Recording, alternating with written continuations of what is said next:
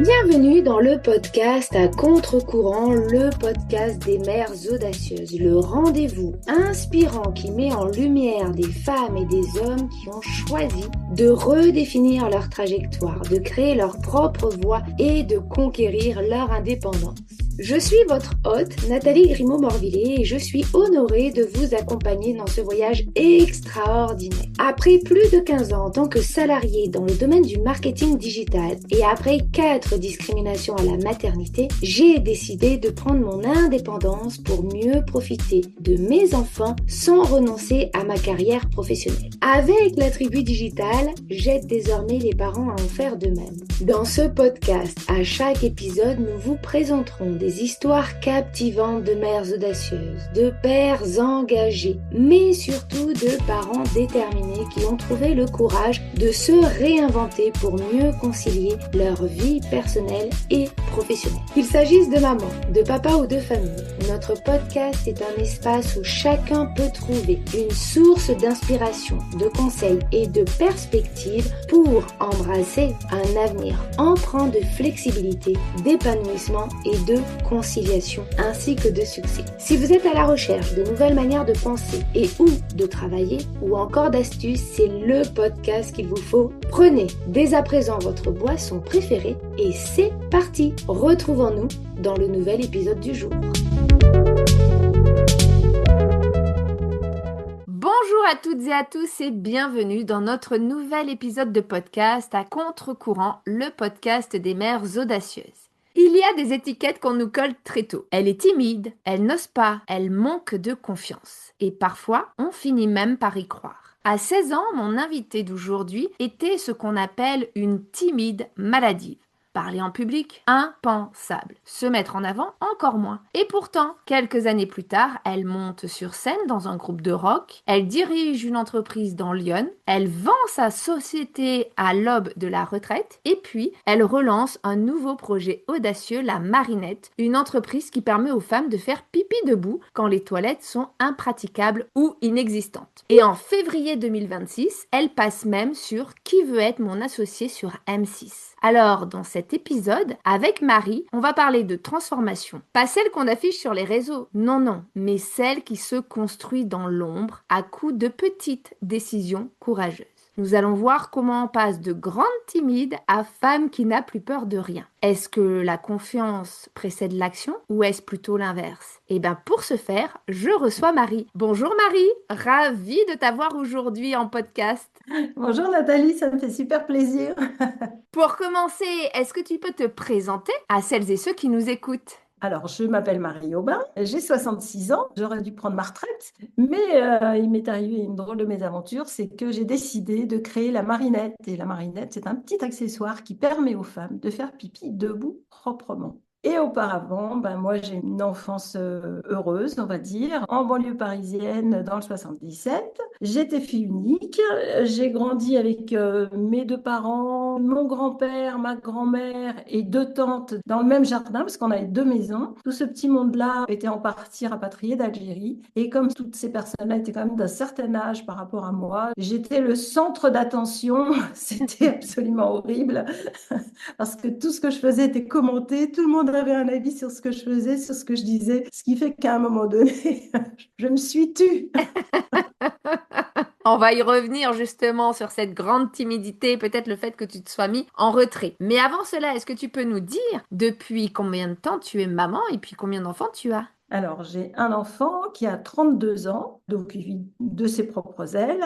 Et puis, j'ai une sorte d'ado à la maison de 95 ans qui n'en fait qu'à sa tête et qui me donne du fil à retordre, qui est ma maman. Effectivement, c'est vrai que lorsque les personnes vieillissent, souvent elles reviennent en enfance. Est-ce que tu peux nous raconter comment nous nous sommes rencontrés? Alors, je crois que nous nous sommes rencontrés lors d'une conférence que tu as donnée au Centre des jeunes dirigeants. C'était à Auxerre. J'ai bien aimé ta conférence et je t'ai demandé si tu voulais bien venir à la faire chez des femmes chefs d'entreprise à Sens. Exactement, tout à fait. Ça commence à remonter parce que de mémoire, c'était même avant le Covid, si je dis pas de bêtises. Ah, ça devait être en 2018, quelque chose comme ça, ou 2017, C'est peut-être même possible. avant. Ouais. Mm. Si tu étais une femme à impact connu, qui serais-tu? Mais surtout pourquoi? Alors, je me suis posé la question et j'ai trouvé une réponse qui est un peu bizarre. Je pars du principe que si j'étais quelqu'un d'influence, je serais sûrement Dieu, parce que je ne sais pas si Dieu est un homme ou une femme, à mon avis, c'est ni l'un ni l'autre. Et je pense que si c'était une femme ou si j'étais Dieu, alors je vais me mettre du monde à dos, hein. Évidemment, c'est facile à dire quand on n'est pas Dieu. Peut-être que quand on est Dieu, c'est plus compliqué à gérer. Mais disons que je pense que j'essaierai de restituer à la nature ce qu'est la nature et j'empêcherai les hommes et le patriarcat de faire tout le mal qu'il a fait à la nature. Voilà. Je pense que si Dieu était une femme, si on croyait en un Dieu-femme, peut-être que les choses seraient plus douces. Si les hommes se comportaient comme des femmes, le monde serait meilleur. C'est fortement possible, effectivement. En tout cas, il y aurait peut-être moins de guerres, moins d'ego, etc. Voilà, moins de volonté d'acquérir d'autres territoires, d'acquérir plus d'argent, etc. Ouais, tout à fait. Bon, rentrons maintenant dans le vif du sujet. Est-ce que tu peux nous expliquer comment était la Marie à ses 16 ans? Et puis, bon, tu as commencé un petit peu à nous dire que finalement, tu avais beaucoup d'adultes qui regardaient absolument tout ce que tu faisais. Mais en quoi, finalement, le fait d'être timide te bloquait dans tes choix et dans tes actions? Alors, bon, moi, la timidité, à un moment donné, j'ai cessé de donner mon avis. Je pensais que mon avis n'était pas pertinent, n'était jamais pertinent, etc. Donc, j'avais quand même un gros problème de légitimité, ce qui ne s'est pas arrangé en grandissant, parce qu'on sait bien que les femmes ne se sentent jamais légitimes quand elles entreprennent des choses. Disons que moi, j'avais besoin de sauver le monde parce que j'étais dans une famille, comme je disais, qui était rapatriée d'Algérie, qui avait été très déracinée. Et j'étais peut-être aussi la seule chose positive qu'ils avaient autour d'eux. Donc, j'avais une sorte de mission, mais qui était assez écrasante pour moi, celle d'être utile. Et à la fois, j'étais tellement timide et tellement coincée que dès qu'un adulte m'adressait la parole, je rougissais, je ne savais pas du tout quoi répondre. Et je me disais, mais si j'ouvre la bouche, je vais forcément dire une ânerie. Donc, j'étais balbutiante et je n'osais pas donner mon avis jamais, quoi. Et si à un moment donné, un adulte s'intéressait vraiment à moi, me posait une question et que j'arrivais à répondre, après, je me disais, mais t'as dit des bêtises, on va te prendre pour une idiote, etc. Voilà. Donc, je pense qu'il y a beaucoup de gens qui sont comme ça. Mm. Moi, j'ai pensé que toute ma vie, je serais un peu comme ça. Je me suis dit que je n'existais pas vraiment, que j'étais toujours de l'avis des autres, etc. Bon. Finalement, quand j'ai eu ma crise d'adolescence avec mes parents, ça s'est pas très bien passé. Les pauvres, ils n'ont pas trop compris ce qui se passait.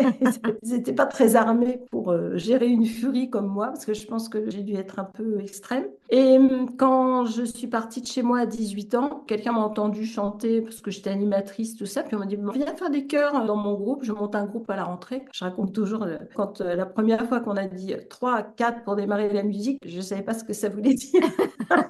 Alors, oui, tout le monde démarrait. Moi, je ne savais pas ce que c'était. Donc, j'ai appris avec ce groupe. Et puis après, j'ai monté des groupes de rock. Et puis, j'ai rencontré mon mari aussi, par petite annonce dans Rock and Folk, parce qu'un groupe cherchait une chanteuse. Génial! Et puis, c'est comme ça que je l'ai rencontré. Ça fait maintenant 45 ans que ça dure. Waouh! Alors Voilà. justement, le rock s'est invité dans ta vie. Comment tu as fait les premières fois pour monter sur scène? Parce que j'imagine que lorsqu'on est timide, c'est pas l'endroit où on est le plus à l'aise. Alors, j'avais hyper envie. Mais alors, j'avais une trouille, mais monumentale. Je pense que ma première scène a été absolument nulle. Mais bon, bah, à force de travailler, parce que bon, on répétait quand même, je sais pas, 3, 4 fois par semaine, à force de travailler avec d'autres musiciens, etc., de monter sur scène et tout, bah, je me suis un petit peu améliorée parce que le groupe qu'on a monté avec mon mari, finalement, on a fait pas mal de choses, hein. On est passé au Printemps de Bourges, on a été professionnels pendant une dizaine d'années quand même. Donc, D'accord. on a fait voilà, les Francopholies, on a fait les premières parties de la Mano Negra, de la Villiers, on a joué en Belgique, en Lituanie, j'ai joué à l'Olympia, j'ai même joué à Bercy, j'ai roulé un peu ma bosse, j'ai fait des formations, etc. Donc, je me suis quand même un petit peu améliorée. Mais je pense que je suis contrephobique, en fait. Quand j'ai peur de quelque chose, bah, j'y vais pour... C'est comme les gens qui ont le vertige et qui se jettent dans le vide, quoi. J'ai réussi, j'ai le vertige, j'ai réussi à pas me jeter dans le vide. Ouais, c'est vrai que parfois, effectivement, pour vaincre une peur qu'on a, le meilleur moyen, c'est d'aller carrément à l'opposé, de se dire, OK, j'ai peur de ça, et ben je vais faire, par exemple, j'ai peur du vide, ben je vais sauter. Comme ça, peut-être que je vais me rendre compte que ça fait pas si peur que ça ou que je devrais pas en avoir autant peur. Bah, en fait, c'est ça, c'était exactement ça. Alors, d'un point de vue professionnel, donc après cette période de ta vie où tu as fait du rock, je dirais à 300%, tu as aussi longtemps secondé des chefs d'entreprise. Déjà, quand je faisais du rock, quand même, quand je partais en tournée, je partais avec 6 mecs. Ok, Donc, il y a de la gestion, hein. c'est vrai. Il y a du management. Je, je t'assure que 6 garçons Ouais, en pleine force de l'âge, qui ont faim, qui veulent un kebab, et quand tu es au milieu de la Lozère, à des dizaines de kilomètres d'une ville, il faut gérer. ah, il faut gérer, oui, il faut Ouais, gérer. c'est clair. Donc, je pense que c'est là que j'ai fait mes armes en management. Ah bah voilà, parce que justement la question c'était, puisque tu as après donc longtemps secondé des chefs d'entreprise, finalement c'est quoi le déclic qui t'a permis de prendre ta place face à des dirigeants? Bah, en fait, quand je suis venue m'installer dans Lyon, ce qui a été un choix avec mon mari, on a encore fait un petit peu de scène et puis on venait d'avoir notre enfant, tout ça, et ça devenait quand même de plus en plus compliqué parce que je manageais le groupe, je composais, je faisais les paroles, il fallait trouver les musiciens, organiser. C'était quand même beaucoup de travail pour assez peu de résultats dans la mesure où à la fin, quand même, on a eu du mal vraiment à tourner, quoi, à trouver des dates, etc. Donc, j'ai fait un stage de commerce international, je crois, par Pôle emploi. Et là, la fille qui faisait le stage, en fait, a monté comment dire, s'est retrouvée élue à la mairie de Sens et voulait créer le service communication. Et elle m'a donné ma chance. Ok. Moi, je n'avais jamais fait ça. Je pense que j'étais assez sérieuse pour me renseigner, me former, etc. Donc, on a monté ce service où on n'avait même pas un stylo pour démarrer, quoi. Quand je suis partie, on en était quatre ou cinq, je crois. À ce moment-là, j'ai fait le premier site internet de Lyon, c'est-à-dire celui de la mairie de Sens, avec une entreprise de Lyon qui faisait de la vidéo. Et puis, petit à petit, bah, eux et nous, on s'est formés. Mhm. Et quand je suis partie de la mairie de Sens, parce que j'étais contractuelle, eh bien, je suis allée rejoindre cette entreprise vidéo qui, entre-temps, donc, s'était mis le pied à l'étrier pour faire des sites web. Et on a fait des super sites web. Donc, l'entreprise s'est énormément développée, en fait. On était trois quand moi je suis arrivée chez eux. Et puis, on a fait le site internet de Lufthansa, du Médiateur de la République. Enfin, on est devenu la plus grosse agence de Lyon et même, je crois, de Bourgogne. Parce que quand je suis partie, on était 19, je crois. Waouh. Et en fait, ben, moi, je m'étais portée volontaire pour effectivement assister les gérants, etc. Et puis, on a vécu quand même des grosses crises de croissance. Moi, j'ai vu ça un petit peu en essayant de ramer, de colmater un peu le bateau quand il y avait des trous d'eau, etc. C'était compliqué. Moi, j'avais pas la main, en fait, sur tout ça. Je voyais les choses. Des fois, j'arrivais à avoir une influence pour que ça s'arrange. Mais souvent, j'étais assez impuissante par rapport à ça. Et comme je me formais parallèlement, je me formais à l'école supérieure de commerce de Paris, je voyais ce qu'il fallait faire et je voyais qu'on ne faisait pas ce qu'il fallait faire. Donc, au bout d'un moment, c'était très fatigant, ces crises de croissance. Ça nous a quand même séparés, puisqu'entre-temps, j'étais rentrée dans le capital. Donc, en fait, on s'est retrouvés à 5 associés. D'accord. Donc, à un moment donné, bah, je me suis dit que moi, j'allais pas m'en sortir. J'ai revendu mes parts aux associés et puis je suis partie sans trop savoir ce que j'allais faire. Mhm. Voilà. Ouais, ça fait partie aussi des fois quand je décide, je réfléchis pas trop. Bon, mais tu as pu rebondir puisque je crois que tu as décidé toi-même, finalement, de devenir entrepreneuse et Voilà. de lancer ou de racheter, je ne sais plus, une entreprise. Alors, en fait, j'ai créé une SARL qui est une agence de communication. Et comme bah, je ne pouvais pas de toute façon faire concurrence à mon ancienne agence avec qui je m'entendais quand même très très bien avec les personnes qui étaient dedans. Et puis, j'avais pas du tout les moyens non plus et ni la surface pour pouvoir le faire. J'ai racheté une imprimerie d'étiquettes adhésives qui était dans Lyon. Monsieur et Madame Reza qui partaient en retraite. Donc, moi, j'y connaissais rien. Mais je me suis lancée parce que des fois, je me dis, mais je suis totalement incompétente. Mais j'avais la foi parce que je voyais bien comme à l'époque, bah, il n'y avait rien, il n'y avait pas du tout d'imprimerie sur Internet, etc. On ne trouvait pas du tout. Moi, j'ai fait un des premiers sites Internet de l'imprimerie d'étiquettes adhésives et ça s'est mis à marcher du feu de Dieu, au fait. Parce que Mhm. les gens cherchaient sur Internet, ils ne trouvaient pas. Et puis aussi, j'ai bien senti le vent tourner. J'ai organisé l'entreprise, en fait, comme une agence de communication. C'est-à-dire qu'il y a un sujet, tout le monde travaille sur ce sujet et on est passé de délais de 2 mois à des délais d'une semaine, en fait. Et puis, D'accord. on a passé l'imprimerie au numérique. Mhm. Donc, j'étais un peu à part des imprimeurs, hein. Il y a d'ailleurs des imprimeurs hommes qui m'ont bien fait remarquer. J'étais pas du sérail. Je vais pas plaisanter en disant qu'ils ont fermé depuis, mais bon, ils se sont pas mis au numérique et du coup, ils n'ont pas survécu. Voilà. Mm. Ah, et malheureusement, effectivement, lorsqu'on ne va pas dans le sens de la société, c'est tout de suite très très compliqué pour l'entreprise parce que toute la société y va. Donc nous, se mettre en non, j'y vais pas ou en marche arrière, du genre je ne ferai pas, je n'y crois pas, etc. C'est le meilleur moyen, on le voit, il y a beaucoup beaucoup d'entreprises, hein. Je pense notamment à une entreprise très connue, hein, Kodak, qui malheureusement n'a pas su prendre le virage du numérique alors que c'est quand même Ah oui. un ingénieur de Kodak à l'origine qui a inventé l'appareil photo numérique. Et Ah oui. aujourd'hui, effectivement, bah, Kodak ne vend plus de pellicules puisque plus personne n'achète des pellicules Bah ouais. pour tirer ses photos. Bah ouais. Donc malheureusement, effectivement, lorsqu'on n'a pas cette ouverture d'esprit d'avancer avec la société, ça peut être compliqué. Nous, la première machine numérique qu'on a achetée, on ne devait pas l'avoir tout de suite et finalement, ils nous l'ont livrée beaucoup plus rapidement Mhm. parce que l'imprimerie dans laquelle ils devaient la livrer, quand ils l'ont livrée, tout le monde s'est mis en grève. Oh, ah oui, Ouais. ah punaise. Et en fait, au bout de 2, 3 jours, le patron a dit, bon, venez chercher votre machine parce que personne ne veut la déballer, puis personne ne veut travailler. Donc, c'est comme ça qu'on a récupéré cette machine. Comme quoi, il y a des opportunités qui se créent vis-à-vis des Ben oui. réticences de certains. Bon, à l'aube de ta retraite, tu décides du coup de revendre ton entreprise. Qu'est-ce que tu ressentais à ce moment-là? Puisque finalement, je prends un peu d'avance sur les questions qui arrivent, mais tu n'es pas parti à la retraite puisque tu as créé et tu as lancé un nouveau projet. Bon, moi, j'avais quand même hâte d'être à la retraite parce que j'avais développé l'entreprise, Breza Étiquette, etc. Plus l'agence de communication et tout ça, on avait fait plein de belles choses, etc. Mais c'est vrai que moi, une fois que ça tourne, les projets, ça m'intéresse un petit peu moins, quoi. Mhm. Donc, j'avais pas mal d'opportunités puisque dans le domaine de l'imprimerie, les imprimeries se rachètent, elles font ce qu'on appelle la croissance externe. Donc, elles se rachètent, elles se rachètent, elles se rachètent entre elles pour avoir des plus grosses imprimeries. Moi, j'étais pas du tout dans cette idée-là parce que j'avais les personnes qui avaient grandi avec moi dans l'entreprise. Je voulais pas qu'elles se retrouvent avec quelqu'un qui disait, bon, bah, nous, on va délocaliser, on va emmener ça à Bordeaux, on va emmener ça à Metz ou je sais pas où. Donc, j'ai refusé des opportunités Mhm. pour pouvoir favoriser les salariés en interne et notamment un salarié qui a repris en fait l'entreprise. C'est lui qui maintenant est propriétaire et la gère en fait. Ok. Voilà. Donc moi j'étais très contente d'être à la retraite. Bon, je me suis un petit peu ennuyée quand même, Très rapidement. bien que je sois quand même très impliquée chez les femmes chefs d'entreprise, au Kiwanis Icona de Sens, etc.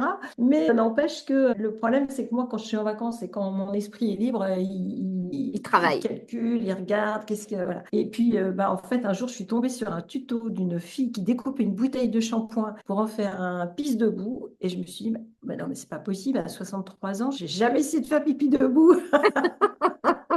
C'est quand même bête. Alors j'ai essayé, j'ai trouvé que qu'il y avait de l'idée, mais enfin c'était pas ergonomique. Mais bon, je me suis dit, mais c'est tout bête en fait comme système. Donc je me suis dit, bah, je vais m'en acheter un. Ouais. Puis là, j'ai acheté un truc sur Amazon, c'était tout nul. Puis il y en avait plein de sortes, tout ça. Donc j'en ai acheté plusieurs. Je me suis dit, mais qui a inventé des trucs pareils? C'est pas possible, c'est archi nul. C'est pas des filles, quoi. Il y a des trucs qui pèsent 1 kilo. Enfin, tu mets pas de ça dans ton sac. Tu as des trucs, il faut 4 mains pour les tenir. Enfin bon, c'est-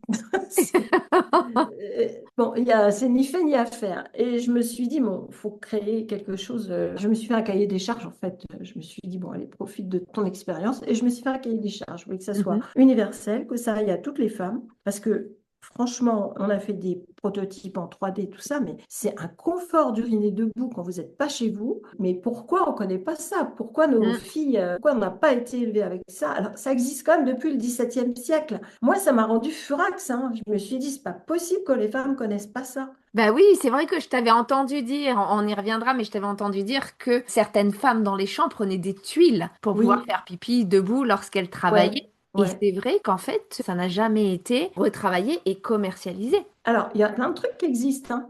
Il y a Ok. des gouttières, il y a des tuyaux, il y a des noir. Il y a plein de trucs qui existent parce que les femmes, elles ont toujours le même problème. Mais quand on s'est modernisé, qu'on a eu des toilettes chez nous, on s'est assise. Et puis après, ben, quand on était dans les champs ou quoi, ou quand on est dans les toilettes, ben, on se met en squat, on pousse sur le périnée, on vide pas bien sa vessie, on est en stress, etc. Les femmes dans les champs, je pense qu'elles se posaient moins de questions, elles avaient leurs culottes fendues. Alors il y en avait qui se faisaient des petits objets avec du bois qu'elles creusaient, etc. Il y en a qui, dans les années 60, avaient un bout de cintre. Elle D'accord. coupait, tu sais, Ouais. les cintres à l'endroit des épaules, là. Oui, oui, oui, ouais. Voilà, elle coupait ça, elle se servait de ça, et on reçoit des messages de femmes qui s'en servent toujours de ça. D'accord. Donc, c'est quand même un problème qui est répandu, dont on ne parle jamais. Et puis, bah, chaque femme essaie de trouver une solution. Malheureusement, on a toutes testé la solution en squat. On sait que c'est pas 100% réussi. Non, c'est pas 100% réussi. Ou alors, la solution de je me retiens, je me retiens, je me retiens, jusqu'à arriver chez moi le soir. Parce que souvent, les adolescentes, Ouais, moi qui ai une fille qui est adolescente, aller faire pipi dans les toilettes du lycée, c'est Noé, les toilettes sont sales, etc. Et donc, les filles se retiennent, se retiennent, se retiennent. ouais. Mais c'est absolument pas bon. Bah oui, en plus, donc tu t'hydrates pas, Mm. donc tu as des maux de tête, tu as des problèmes d'inattention. Au lycée, au collège, les profs, ils le savent que les filles, elles sont parfois inattentives et tout ça, parce que, mais même les garçons, ne vont pas forcément dans les toilettes. En tout cas, les petites filles, quand elles testent la marinette, parce qu'on peut l'utiliser à partir de 3 ans, elles adorent faire pipi avec. Donc c'est bien de commencer tôt, parce que comme ça, bah, pour elles, c'est naturel, quand elles arrivent au lycée ou au collège, elles peuvent aller faire pipi tranquillement, sans avoir l'impression de s'exposer ou d'être en danger, etc. Ouais, tout à fait, tout à fait. Alors, Ouais. c'est vrai que c'est une vraie révolution et je suis ravie d'en apprendre un petit peu plus sur l'origine de ce concept parce que j'avoue que moi, avant de te voir hein, sur la marinette, je connaissais pas du tout les pistes debout pour le coup. Ben, J'ai et beaucoup fait pourtant, de squat et même au ouais, travail, j'ai beaucoup, pendant très longtemps, pas bu, moi qui suis migraineuse, avec régulièrement des migraines, pour éviter d'aller dans les toilettes qui étaient plus ou moins propres, plus ou moins qui sentaient pas très bon, etc., etc. Donc pendant des années, je me suis pas bien hydratée volontairement pour passer une journée sans avoir à aller aux toilettes. ouais. Ben, malheureusement, tu fais partie de beaucoup de femmes, comme moi d'ailleurs pendant des années, hein. Quand j'ai fait mon étude de marché, je crois qu'il y avait 0,003% qui utilisaient un pisse debout, quoi. Donc, autant dire personne. Ouais, c'est clair. Bon, en tout cas, il existe des pistes debout quand même qui sont, on va dire, correctes sur le marché, mais c'est quand même pas évident de s'y retrouver parce que moi, il a fallu que j'en achète, mais des tas. Moi, j'ai tout acheté. Après, il y a un moment donné, quand j'ai fait mon étude, je me suis dit, j'achète tout et je prends les meilleures idées de partout. Mhm. Et puis, on a fait beaucoup de modèles 3D. On a fait tester ça par pas mal de femmes. Et puis, en fin de course, j'ai travaillé avec une naturopathe pour que ça soit bien adapté. Et puis aussi, la médecin-chef des sapeurs-pompiers de Lyon pour voilà, valider, etc., la forme, l'ergonomie et puis l'usage. Donc, c'est vrai que souvent, on nous dit, ah, mais c'est pas bon pour les femmes d'uriner debout et tout ça. C'est beaucoup bien plus meilleur. Que Non, de c'est ne bien pas boire meilleur. ou de se retenir. Ou de se mettre en squat, parce que en squat, on est en stress souvent, on essaie de remonter ce truc, pas que ça traîne par terre et tout ça. Ouais. Et puis, on pousse sur le périnée, on vide pas bien sa vessie, etc. Il faut qu'on prenne soin de nous. Exactement, exactement. Alors justement, ton concept a attiré déjà énormément de personnes sur Internet puisqu'il y a eu des vidéos qui ont fait des millions de vues, mais aussi la télé, puisque tout début de cette année, tout début 2026, tu es passé sur Qui veut être mon associé. Alors ma grande question, c'est comment on passe de je suis une grande timide maladive à je vais sur un plateau télé pour parler de mon projet. Ben, en fait, j'ai ressenti exactement la même chose. Je suis pas légitime, je vais raconter des bêtises, personne ne va me croire. Alors, j'ai mis mon habit de je suis sûre de moi, j'ai peur de rien et je me lance en bonne contrephobique. Donc en fait, concrètement, tu t'es dit, je me mets en action, hein, un peu comme j'ai peur du vide, je saute, je me mets en action, j'y vais, et puis quelque part, Ouais. advienne que pourra. Ouais, c'est ça. Bah ouais, c'est je monte sur scène, allez, on y va. Puis c'est vrai que c'est les premières minutes qui sont un peu impressionnantes. D'ailleurs, on le voit bien que je suis pas très à l'aise au début. Puis après, je connais mon sujet, donc c'est plus facile. Bon, puis c'est quand même des gens plutôt sympas. Ils ont plutôt envie de s'amuser que d'essayer de faire du mal aux gens. Donc ils sont plutôt agréables, on va dire. Mm, mm. Oui, puis ils étaient intéressés en plus, ils ont posé des Oui, questions, etc. Donc bon, je suppose c'était que ça dure surpris. bien sûr beaucoup plus longtemps que ce qu'on a pu voir à la télé, mais effectivement, ça permet quand même de pouvoir échanger. En tout cas, ils ont montré de l'intérêt, ils ont posé des questions pour savoir comment ça fonctionnait, etc., etc. Mais c'était le stress, hein, parce que c'est sûr que c'est comme les conditions du direct, quoi. Donc, ne pas recommencer, etc., quoi. Ouais, ouais. Bon, Je ferai pas ça tous les jours, hein. bah écoute, tu l'as réussi. Donc, on dit toujours que c'est la première fois hein, qui est la plus impressionnante. Après, on prend son rythme. Et alors, grande fierté quand même, c'est que la semaine suivante, on est passé sur les grosses têtes. La question, c'était qu'est-ce qui tient dans le sac à main et qui coûte 17 euros? Ah ouais, génial, Ouais, ouais, trop bien. Comme quoi, après, ça fait boule de neige. ouais, ouais, voilà. Bon, en tout cas, je te souhaite plein, plein, plein de bonheur avec ce nouveau projet, la Marinette. Pour terminer cette interview, quel est d'après toi le choix le plus à contre-courant que tu souhaiterais d'ailleurs partager avec une femme ou même un homme hein, qui nous écoute et qui n'ose pas encore s'écouter ou se mettre en action justement parce que cette personne pense comme toi qu'elle n'est pas légitime, qu'elle va dire des bêtises ou qu'elle va faire des bêtises, etc. Et du coup, elle a énormément peur, voire elle est énormément timide. Faites du rock'n'roll. Bon, inscrivez-vous dans un groupe alors et montez sur scène. Non, mais c'est vrai que le théâtre, chanter, tout ça, ça donne quand même de l'assurance. Après, moi, c'est pas pour autant que j'étais à l'aise pour m'exprimer en public. J'ai fait des formations là-dessus il y a quelques années, notamment au sein du CJD, etc. Et que c'est vraiment en le faisant que, en fait, on prend de l'assurance. Puis à un moment donné, on se pose plus trop la question. C'est vrai que quand quelque chose est nouveau, on se demande toujours si on est légitime et tout ça. Et ça, je pense que nous, femmes, ça nous quitte jamais. Les hommes, ils se posent pas la question s'ils sont légitimes ou pas. Ils y vont. Ils y vont, On verra bien. c'est Donc, clair. moi, j'endosse une sorte d'habit quand j'y vais, quoi. Je me lance comme ça en me disant, mais bon, c'est pas toi qui es en danger, il n'y a pas de danger. Au pire, t'es ridicule, et puis voilà, c'est pas bien grave. On dit d'ailleurs, hein, le ridicule ne tue pas. Voilà, bon, il m'a pas encore tué, mais bon, c'est vrai que c'est désagréable des fois de se sentir un peu Ouais, mais finalement, je trouve que pas à l'aise. souvent, on s'en fait tout un monde, alors qu'en réalité, ça se passe quand même beaucoup mieux qu'on ne l'aurait imaginé, parce que notre cerveau, hein, souvent, a tendance à s'imaginer le pire. Il Oui, va se passer ça, il va se passer... Et en fait, on ouais. arrive dans la situation et il se passe pas du tout ce qu'on s'est imaginé. Ouais. Puis moi, j'ai toujours deux idées en tête. Je me dis, reste utile. Donc, c'est pas toi l'important. Reste utile et puis amuse-toi. Hmm. Parce que si toi, tu t'amuses, les autres vont s'amuser. Ouais, c'est vrai, c'est Ouais. vrai, c'est vrai. Bah, Donc, c'est pour ça que merci j'aime en bien tout cas. rigoler. Ouais, bah, on a bien rigolé pendant cet épisode. Alors, justement, pour finir, est-ce que tu as une réussite ou un moment à nous partager en relation avec le sujet du jour? Alors, j'ai réfléchi à cette question et je me suis dit qu'en fait, les plus belles réussites, je les devais à mes échecs parce que j'ai eu beaucoup d'échecs, en fait. Et quand j'ai des amis et tout ça qui vont pas bien, que ça soit sentimentalement ou professionnellement, etc., je leur dis toujours, là, c'est dur, mais pense à dans 2 ans. Dans 2 ans, tu auras passé un cap, tu te seras enrichi, tu en auras fait quelque chose. Tu sais pas quoi, tu es perdu et tout ça. Et moi, ça m'arrive tellement de fois de renoncer à des choses parce que ça ne marchait pas. Moi, j'ai fait du droit, ça n'a pas marché. J'ai fait de la musique, ça a marché pendant quelques années, mais j'ai pas eu du tout le succès dont je rêvais, etc.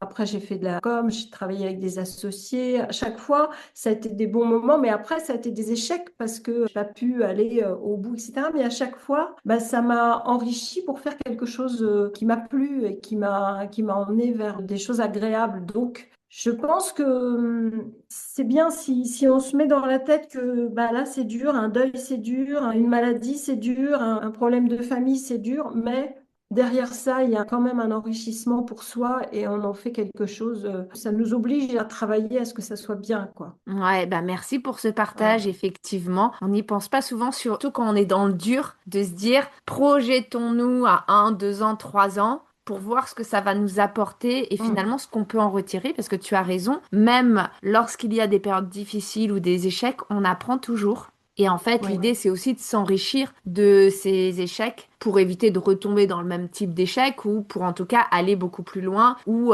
pouvoir passer un cap parfois. Donc, merci pour ton partage. Je t'en prie. En tout cas, merci d'être venu aujourd'hui et puis pour ton témoignage solaire et puis la sincérité qui se dégage aussi de ton parcours et de ce que tu as pu nous apporter. Ce que j'aimerais que nos auditeurs et nos auditrices retiennent de cet échange, c'est que ce n'est pas seulement un passage à la télévision pour Marie et la Marinette, ce n'est pas non plus la scène, ni même l'entrepreneuriat, c'est qu'en fait, lorsqu'on est par exemple timide à 16 ans, on n'est pas condamnée à rester la même femme avec la même timidité tout au long de notre vie. La timidité n'est pas une identité, c'est un état et un état peut évoluer. On ne devient pas audacieuse en attendant que la peur disparaisse, on le devient en avançant malgré elle. Alors si aujourd'hui vous vous définissez peut-être comme trop timide, pas assez sûre de vous, pas faite pour entreprendre, posez-vous cette question. Et si ce n'était qu'une ancienne version de vous? Peut-être que votre scène à vous, ce n'est pas un groupe de rock ou un plateau télé,